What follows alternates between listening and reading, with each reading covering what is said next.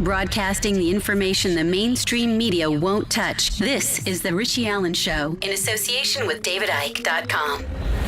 Let's welcome back our next guest. She was on the programme last spring, I mentioned last April, to talk about her baby boy Bentley, who died back in 2012, shortly after receiving 13 vaccinations in a single day. As I mentioned at the top of the programme, nobody's been held accountable for what happened to him. And my first guest continues to campaign for justice for her boy, but also to raise awareness of the dangers of vaccinating. It's a pleasure to welcome back to the show Alisa Neathery. Alisa, welcome back. Thank you very much. Thank you for having me. It's an honour. It's been a quick old year. It was last April, I think, when you came on and courageously, I think, shared your story with everybody, with what happened to Bentley, which is nearly 4 years now. It will be 4 years this year. And it's been a quick old year since then. Do you want to remind our listeners who maybe didn't catch you last time you were on the programme exactly what happened to Bentley and bring them back to the very beginning of this story? Okay, yes, thank you so much. My son Bentley was almost 6 months old. I had held off on having him vaccinated. I guess you can say I just didn't have a very good feeling about it. I held off until he was 6 months old. I had read somewhere that the SIDS rate for boys lowers at that age, which is sudden infant death, so the rate was supposedly lower. So I just held off until then to have him vaccinated, and I took him in, and the doctor had instructed me that we were only going to do his 2-month doses, and then after that, get him caught up. Well, what the doctor didn't tell me was that he was going to go ahead and add an extra dose of the DTaP, which he was already getting one, which is a 3-in-1, and then so he added an extra dosing onto that, so that puts 6 doses right there. And then he had informed me that Bentley hadn't had any of his oral rotavirus vaccines, so he told me that he would only be having one since at 6 months was the last time that you were to get the doses for that. What he didn't tell me was that he was going to give him all 3 doses. I later found this out when I went up to the doctor's office to get the medical record from that day. He did give him the other shots as well that go along with the 2-month doses, but you know, he doubled and tripled on some of them, which 13 altogether is just entirely way too many. I mean, I think 1 is too many, but you know, they've never studied the safety of what the combined doses will do when you give multiple shots together. So, you know, I think it's just dangerous all in all. But my son lived for 5 days after the vaccines. Throughout that time, after the vaccines were given, we were sent straight home. Usually the nurse will keep you in the office for about 15 minutes after receiving any medicine or vaccinations, which they didn't with us. They just let us go. By the time I got my son home, which was probably about 20 minutes after he received his vaccines, I noticed a really large red knot on his leg from where he had the first batch of the DTaP. Well, it was mixed together in the syringe, but it was a very large amount of vaccine in the syringe, and I guess that's from what the red knot was on his leg, which is automatically an adverse reaction.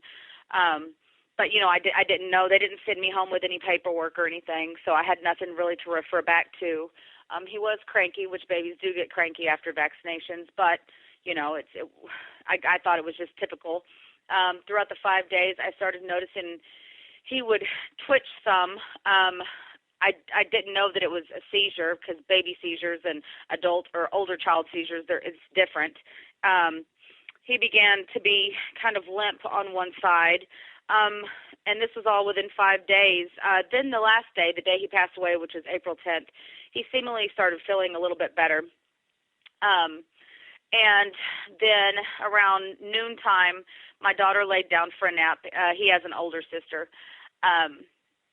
And we haven't vaccinated her since she was 1 year old, and she's actually been extremely healthy. But she laid down for a nap, and my son started to get tired, so I just held him on my chest like I did all the time, and he fell asleep, and he just never woke up. And, you know, it was very chaotic after that. it was awful. His cause of death was ruled as SUDS, not SIDS. It's sudden unexpected death syndrome, and nothing to do with the vaccines was ever brought up. They would never admit it, to begin with. So, pretty much just left, stuck with no answers, and I'm currently in the process of trying to gather enough funds together right now to find an attorney who would be able to assist me with, I believe medical negligence, giving a 6-month-old, perfectly healthy baby 13 vaccines in one setting. In one go. I want to, first of all, thanks for going over that again. I'm sincere when I say I'm sorry to ask you to talk about it again. I'm sure however many times you talk about it or think about it, it's upsetting. And I wouldn't know, of course. I think you have to have gone through it to have any idea of what it must be like. I wouldn't know at all. And I don't want to sound like I'm saying that. Thanks for going through that. Again, there are mothers listening to this now thinking it doesn't get any more horrific than that, to be lying there with your baby on your chest and then to wake up and he's gone. Now, I asked you this last time, but I'll ask you again because it's been nearly a year and so many people listening to this won't have heard it. When he was going through the 5 days when he was showing these symptoms, at any time during that period, Alisa, did you ask anybody for any advice? Did you say, is this unusual? What's happening here? He seems to be deteriorating. Did you speak to anybody about that? Right. Well, I would have went to a hospital, but I know what they would do is just turn around and send me home. They would just say, oh, well, he just had his vaccines. Well, this is typical, just go home, give him some Tylenol and he'll be fine, in a couple days is, what they would say. And so I just, since I did have a child before who did do vaccinations, I just remember, they're cranky and I had never, had a boy, so I didn't know maybe they'd be just a little bit, maybe a little bit more different. I thought it was something that he was just going to pull through. Because really the signs they were enough for me to notice, but they weren't like, oh my gosh, this is life-threatening. I have to get my son to the emergency room right now. It just looked like typical signs. I remember we talked about this, and it was so common. He was a bit cranky, but he wasn't seriously. He didn't look like he was seriously ill. He just went downhill very quick, didn't he? On the 5th day, he did. Yeah. Because like with the seizures, I had no idea that they were seizures because nobody explained to me that when a baby has seizures, they just kind of twitch. They don't go into convulsions, what a typical seizure I would think would be. It was nothing like that, so I had no idea, Now, when I can only imagine the chaos when something like that happens. Again, I can only imagine it. I don't ever want to go through it, no more than you wanted to go through it, but you did go through it.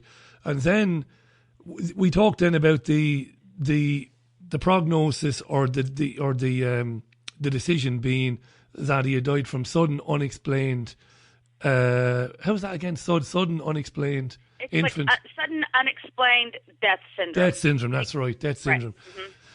Mm-hmm. When they said that, Alisa, at what point did you say, "Hang on a second here"? He was perfectly fine until he had all these vaccinations. And when did you get the first sense that they were completely reluctant to even consider that the vaccinations might have had anything to do with it? Well, it took a full month before I could ever get even that answer from an autopsy or medical report. Matter of fact, I've requested the medical examiner's report. I've requested the autopsies, and I have still yet to receive them. I've not received them yet. You've not received the medical examiner's report, the autopsy report, but by law, Alisa, as the parent, as Bentley's mother, you should have received that a long time ago. Right, absolutely. The only way that I've ever seen it has been looking it up online, and that was it. But when I seen that, it was before I had even heard about what the medical examiner had ruled the cause of death. I thought vaccines probably maybe a week after he passed away, if that. A friend of mine who I used to work with, who had also lost a son a couple years before Bentley passed away, she came by my house just to, kind of console me. She had been there and dealt with something like that before, and so she stopped by to see me, and she's the one that actually brought it to my attention that I should be looking into the vaccines being the cause. And so I started looking into that, and I was really surprised because I noticed that all the things that Bentley was going through, like the twitching and going kind of limp on one side of the body and just losing eye contact, those were all signs of, severe adverse reactions. Had I had known about this previously or even been given because normally when you go to the doctor for vaccinations or whatever, they will give you sheets of paper saying like, here's what adverse reactions could be. They never handed me any of that, and they're supposed to. But even if I would have had that to refer to, which I know it doesn't show you all the severe side effects, I would probably at least had, some sort of clue that that's what was going on with my son, that he was, having an severe adverse reactions. But yeah, whenever I heard what they ruled it as the cause of death, I was a little bit upset because, I thought when they do toxicology levels that they would test for vaccinations, and that's just one thing that they don't do. That for with the toxicology report, they do not check for toxic levels of vaccines in your system. Can we do a quick recap, yeah, Alisa? they're trying to hide something. They don't want that to be found. Of course they are. Let's do a quick recap. For anybody who's joining the programme, 27 minutes to the top of the hour, the courageous, and she is courageous, Alisa Neathery joins us. Beautiful woman, intelligent woman, smart woman, had to cope with the horrendous, the unthinkable, back in 2012 when a beautiful boy passed away in her arms a few days after being given, I should say, 13 vaccinations in one day. Absolutely incredible. They ruled that he had died, Bentley, from sudden unexplained death syndrome, which isn't SIDS, which is sudden infant death syndrome. And Alisa is still waiting 4 years later for the reports, the medical examiner's report, the autopsy reports into the toxicology reports as to what happened to Bentley. They didn't look for, and they don't consider looking for vaccines, looking for any injury caused by vaccines in cases like Bentley's. They just don't do that. Now, a number of people have tweeted in. You won't be surprised. You can tweet at Richie Allen Show here to let Alisa know what you're thinking of this. Joe was on to say, "This is heartbreaking. I'm in tears. The pharma industries and some doctors are disgraceful." And then he says, "Effing bastards," he says.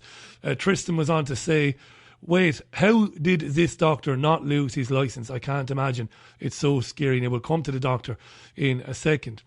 Martin was on to say, 2 different vets told me that this could have been caused by vaccinations. He's talking about his dog was on a steroid dose for several months because her immune system was attacking her. And vets basically said that the immune system attacking the dog could have been caused by vaccinations and that they shouldn't have any more. That's interesting as well.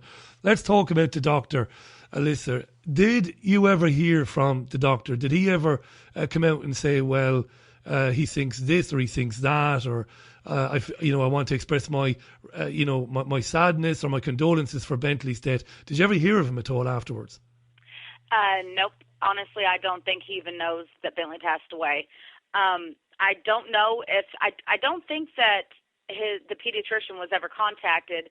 I did go up there after, kind of catching wind that it could have been vaccinations, and so I wanted to get the medical report from the doctor's office for the day of the vaccines. I couldn't go in there acting like, I couldn't go in there, telling them what had happened or anything like that, because I didn't want them to suspect that, I suspected anything, and, that way contaminate the paperwork and, tamper with it and everything. I wanted to go in there and get the paperwork, like just have them print it out and hand it right over to me. I didn't want them to tamper with anything, so I don't even think that they know. But I do have the paperwork showing what they did, and it was just, a god-awful amount. Also, what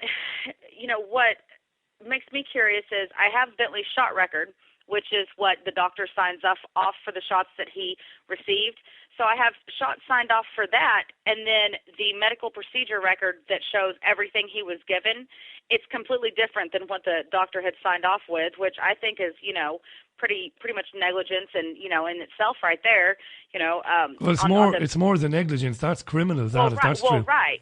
But not even filling out the forms correctly, giving my son what he gave him and then only signing off for what he felt like, he should only show that he gave him. I don't, so that. Well, I tell you what, Alisa, that sounds like premeditation. That sounds like somebody who maybe, and I don't know, and I don't want to be, throwing out accusations, but again, your instincts will tell you that he might have known that given Bentley the 13 vaccinations might very well cause him to be ill. He might not have suspected that it would kill him, but he might have thought, this might cause him a bit of discomfort for a bit. So therefore, I'll falsify the documentation. That's a possibility. Right, yeah, because it was definitely, it was terrible. Not the same as what he ordered for him. So, and I do still have both of those papers, and that's why I just feel like, if I can get a lawyer, I feel like, there's something that can be done. It's not that I'm trying to take away this doctor's livelihood. I honestly think the competence of this doctor is just non-existent. And, honestly, I'm kind of concerned about how many other people has he done this to, and, have there been any more deaths from that specific doctor's office that, from that doctor, I'm just saying it's really scary to go in somewhere trusting a medical professional and come out 5 days later and you've lost your life and, families just go, they're just lost, Absolutely. And it's sad. Do you know, just as I was coming to this next point, some of our listeners are tweeting it in and texting it in. The pharmaceutical companies, of course, through spending tens of millions or hundreds of millions of dollars in DC, have fixed it so that they can't be sued now for suspected vaccine deaths and injury. And you'll know this, of course. You're fighting against this. Number of listeners wanted to ask you as well. One listener, Josh, is listening to this programme in Brooklyn, by the way. He's just sent me an email. Josh, thanks for listening in Brooklyn.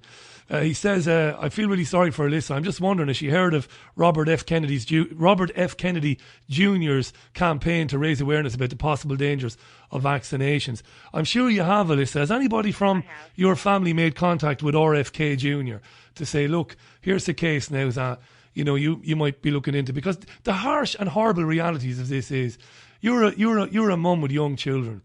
You're working. Every spare cent, I guess, that you have, Alisa, goes to looking after your children and paying your rent. Paying a lawyer, the same as paying a solicitor here in England, it's just astronomically expensive. You can't afford that. Hence the GoFundMe campaign, which we'll get into in a few minutes' time. Has anybody reached out to this guy to say, look, come on, you're talking the talk, now walk the walk, and take up Bentley's case? Has anybody looked at getting in touch with him? No, actually, that's probably a good idea. I do know a couple people who have spoke with him, not on this topic, but, have spoke with him and have met him, so they might be able to, kind of get me in touch with him for that. That's a really good idea. And a number of other points, and again, none of this will be new to you, but just listeners are just throwing it out there. You will, of course, unfortunately, yours won't be a unique case, and there are doctors around the world, and there are plenty of them in America, medical doctors practicing, who have got very, very, very grave concerns about vaccinations and whom are speaking out about it. Is there any doctors that you might think about sending all the documentation to say, look, I need some help here, I need some heavy backing? Because as well as the funding for the lawyer, you need to get some, again, some of the men and women who've been brave enough to speak out about this to maybe take up the baton as well. What do you think? Absolutely. Yes, absolutely. Yes, absolutely. That's a very good idea. I've been reaching out, lately and, looking into stuff like that, and that's definitely on my to-do list, with this. It's just such a process. There is so much to do and so many people to try and get in contact with. I've been trying to speak out about it as much as possible and just kind of seeing what all resources and contacts that I make. That way when, stuff gets in motion, then I'll definitely have people to reach out to who can help me out with. I've had an email from David Young. He says 140 characters on Twitter won't do for my point. My deepest sympathies go to Bentley's parents and relatives. please will you ask Alisa, has she discovered, is it normal to give so many vaccines in one go in the US? Now, she's kind of answered that, but you can answer it again, Alisa. Is it normal? For them to give 13? No, absolutely not. I think even the 6 or 7 that they give you at one point in time is dangerously too much. There have been no studies whatsoever on combining all these vaccines together. As far as their safety and effectiveness goes, they're downright dangerous. And in my situation, the doctor informed me that we were only doing the 2-month doses, which I believe is about 6. And anyhow, because the DTaP is 3 in 1, so it would be that one, and then 2 more shots, and then an oral vaccine would have been what he should have been getting. But they bold-faced lied to me, told me that they didn't want to give him too many, but then behind my back turned around and shot him full of 13 doses of vaccine, only telling me that they were only giving him, I believe, the 6 or 7, which he would normally have been getting. So, you don't know what they're giving you, and even like I said, even the 6 or 7 is way too many, It certainly is. If you must do it, I would say space it out, but I wouldn't even recommend that because they are so dangerous with the contents in them of all the toxic chemicals that every single one of them are listed individually as poison, but then they're being combined and then, injected into us, and I think it's very dangerous. Alisa, I guess, I'm certainly no counsellor. I'm nobody to be consoling anybody. I'm certainly not, but I will say this, and I think I said this last time you were on. What happened to you, I guarantee you, it would have happened to me, and it would have happened to so many more of our listeners. We accepted, Alisa, for years that this was normal. You talked there about some of the chemicals and some of the ingredients that go into vaccines. We didn't know anything about that, and we trusted our doctors. Our doctor said your child should have this, your child should have that. Well, they went to medical school for 5 or 6 years. They're very smart. They must know what they're doing. And we didn't know, and you didn't know, and you couldn't have known. Chris on Twitter says, Richie, can you give a shout out to a documentary on YouTube? It's called The Exploding Autoimmune Epidemic. It's by Diverse Health Services on YouTube. And I've just tweeted that out there. Alisa, I might have mentioned this to you before. We're in the planning stages, my fiancée and I, in terms of having children. We don't have any children yet. But we've made a decision based on so much of what we've heard and read and learned in the last, 3-4 years. We just would not vaccinate our child at all. We just wouldn't do it. And you're actively now, and I think you do it a lovely way too. I've watched you on Facebook. I see the way you speak with people. I think it's a lovely way. You're not domineering at all, but you're saying to people, look, educate yourselves before you decide to go ahead with a vaccination schedule for your child. Tell us about that. Yes, I do. I highly recommend educating yourself because, I was once one who trusted what the doctor said. I trusted that he was doing everything for the greater good of my family and the health and, happiness and well-being of my family. And, in the long run, not knowing what I was injecting into, my children has caused me now to lose one. And I did it for his best interest as far as taking him to the doctor, doing what I thought it was, as a parent to, keep your child healthy, get them vaccinated. And he only lasted 5 days. My daughter has not been vaccinated since. Matter of fact, she was not even vaccinated that day. And I thank God every day for that because I could have lost 2 children, within that week instead of just the one, which I miss every single day. And our lives are not the same, and they will never be the same. But I do know that I feel in my heart that Bentley was, brought here to this earth to go through what he went through and, to help raise awareness. And I feel kind of like that's what my mission is now is to, just try to help inform people of what can happen and the dangers and, it is real and it is out there and it's not, 1 in a million. It's so much more common than that. Besides just death, you have vaccine-induced injury, illness, autism. It doesn't have to just be death, but it can be just that one time that you do something that can be irreversible. And I just say research, know what you're doing before you do it because you can never take it back at that point. Number of listeners now that you're on that subject, number of listeners have said, And my great friend and colleague Jean Ann, who's listening to this in Ireland, said to remind our listeners that in 1980, 1 in 10,000 US kids were diagnosed autistic, and in 2013, it was 1 in 50. The amazing thing is, Alisa, as you well know, they try and fob that off by saying that there are more diagnoses of autism now because we've suddenly become better at diagnosing it. But I just don't believe that. I do not believe it either. It's you can't believe it, so you can't. Right. I mean, it states very clearly in the vaccine inserts on nearly every vaccine out there, autism and SIDS as a result, and it is a side effect, and that's just, and the vaccine inserts are pages upon pages upon pages. The only thing that you get in the doctor's office is that one page of the vaccine insert, which is nothing even compared to what is really could be going on. So whenever if you do decide to get vaccinated, I suggest that you ask the doctor for the 12-page vaccine insert that you can take home and look over before you decide that if you want to get vaccinated or not. And that way I think you can even print them out online too, or then look them up and print them out online. I mean, you would be shocked. Listen, we're delighted that you came back on, sincerely, as difficult as it is for you to be talking about it, because it's very serious, and I think you're a very special person. You're not bitter or hostile or hateful, which I think I probably would be.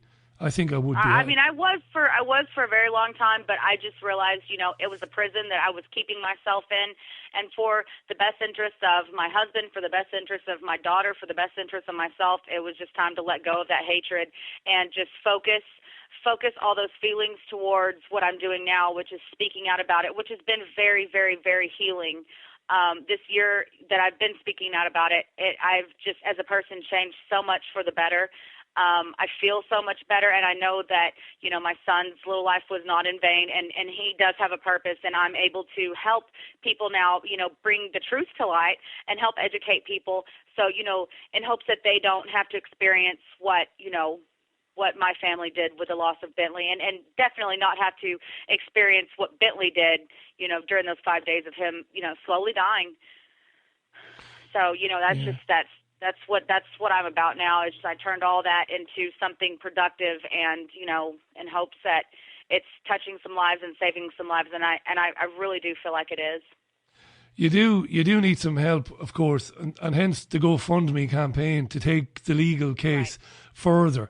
When people go to GoFundMe, do they just need to put in Alisa Neathery to find you?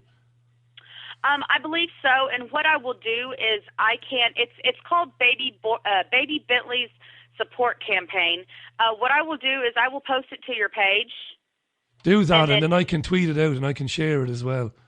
Okay, I'll go ahead and I'll...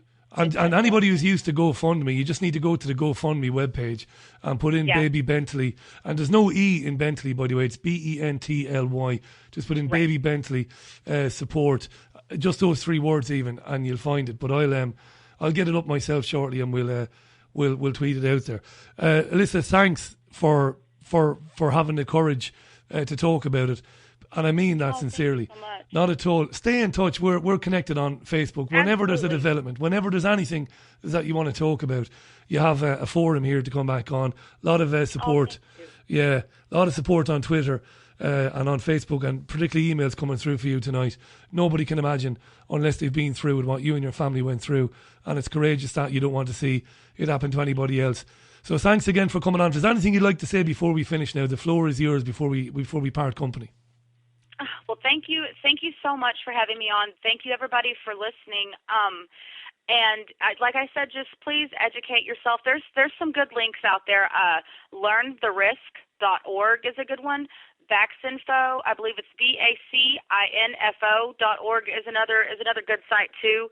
Just educate yourself before you go and make the mistake like I did, and then it's something that you can't take back, and it'll destroy your life, whether it's take a loved one or severely injure them. I mean, and it could even be down the road with cancer, things like that, because that is something that's going on and being caused by these vaccines, cancer, diabetes, eczema. I mean, the list goes on and on and on. Asthma. I mean, just please take care of yourselves, and don't learn don't learn the mistake like I did, is it being personal. Just learn it from somebody else who's trying to, put some knowledge out there and tell y'all just research before you go ahead and move with that decision. Alisa, thanks very much for everything. Stay in touch and bye for now. Absolutely. Thank you. Bye-bye. Take care. Bye now. Alisa Neathery on the line to us there from her home, not far from New York City. It's 8 minutes to the top of the hour.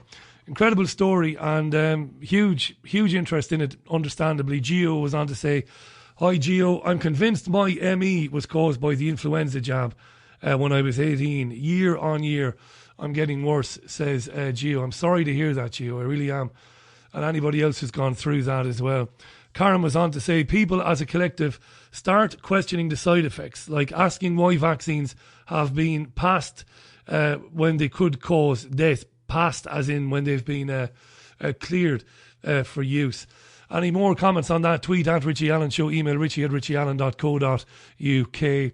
The thing that sticks with me about that is the doctor filling out the paperwork after Bentley had been given 13 vaccinations and misrepresenting the vaccinations he had administered. That suggests it isn't proof of at all.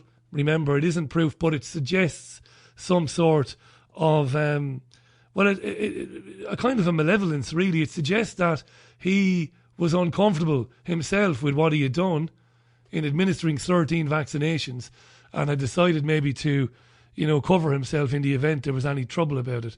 That's what I get from that anyway. But like I said, it isn't proof of any malfeasance on his part, at least. It isn't proof, but like I said, it's something I would suspect. And at least he should be asked questions about it, shouldn't he? I mean, this is the thing about it. This is what you have to come to terms with. No questions. No questions, no questions.